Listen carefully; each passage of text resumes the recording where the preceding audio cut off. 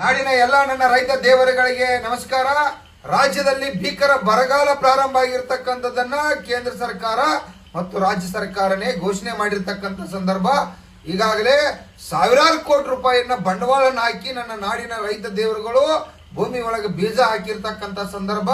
ಸಂಪೂರ್ಣ ಇವತ್ತು ಮೊಳಕೆ ಹೊಡೆದು ಇವತ್ತು ಬೆಳೆ ಒಣಗ್ತಾ ಇದೆ. ರಾಜ್ಯವ್ಯಾಪಿ ಕೂಡ ಮಳೆ ಇಲ್ಲ, ಇವತ್ತು ದೇಶವ್ಯಾಪಿ ಕೂಡ ಮಳೆ ಆಗ್ತಾ ಇಲ್ಲ ಅನ್ನೋ ಆತಂಕ ಇವತ್ತು ನಾಡಿನ ನನ್ನ ರೈತ ದೇವರುಗಳು ಸಂಕಷ್ಟದಾಗದರು.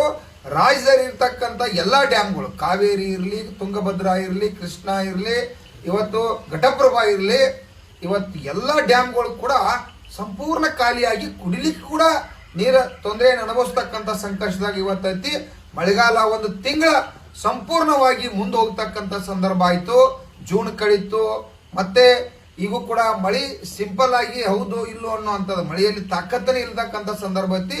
ನಾಡಿನ ರೈತ ದೇವರುಗಳೆಲ್ಲ ಬಹಳಷ್ಟು ಸಾಲ ಮಾಡಿ ಬಹಳಷ್ಟು ಸಂಕಷ್ಟ ಅನುಭವಿಸಿ ಮುಂದೇನೋ ನಮಗ 4 ರೂಪಾಯಿ ಬರ್ತೈತಿ, ನಮ್ಮ ಕುಟುಂಬ ಬದುಕ್ತೈತಿ, ನಾಡಿಗೆ ಅನ್ನ ಆಗ್ತೈತಿ ಅನ್ನುವಂಥ ಚಿಂತನೆ ಇಟ್ಕೊಂಡು ನಾವೆಲ್ಲ ಬಿತ್ತನೆ ಮಾಡಿರ್ತಕ್ಕಂಥ ಸಂದರ್ಭ.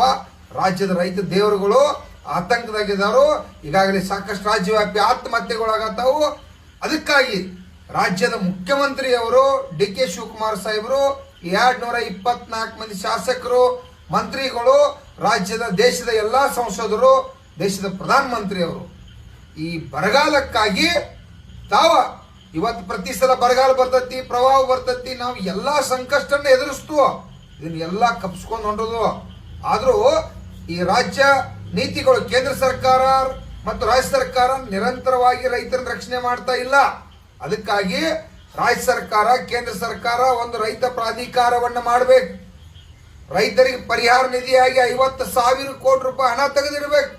ರೈತ ಯಾವಾಗ ಸಂಕಷ್ಟದಾಗ ಬರ್ತಾನೋ, ರೈತರು ಯಾವಾಗ ಪ್ರವಾಹ, ಅತಿವೃಷ್ಟಿ, ಅನಾವೃಷ್ಟಿ ಒಳಗಾಗ್ತಾನೋ, ಆತ್ಮಹತ್ಯೆ ಮಾಡ್ಕೋತಾನೋ, ಸಂಕಷ್ಟದಾಗಿರ್ತಾನೋ, ಅವಾಗ ನೆರವಾಗಲಿಕ್ಕೆ ರಾಜ್ಯ ಸರ್ಕಾರ, ಕೇಂದ್ರ ಸರ್ಕಾರ ಪ್ರಾಧಿಕಾರ ಮಾಡಿ ಹಣ ಇಟ್ಟಿದ್ದಪ್ಪ ಅಂತಂದ್ರೆ ತಕ್ಷಣ ಉಪಯೋಗ ಆಗ್ತೈತೆ. ನಾವು ಪರಿಹಾರ ಘೋಷಣೆ ಮಾಡಿ ಮತ್ತೆ ಬೆಳೆ ಬೆಳೆದ ಮತ್ತೆ ಮಳೆ ಆಗುವವರೆಗೆ ಪರಿಹಾರ ಕೊಟ್ಟಿದ್ರೆ ರೈತರು ಉದ್ಧಾರ ಆಗಲಿಕ್ಕೆ ಸಾಧ್ಯ ಇಲ್ಲ.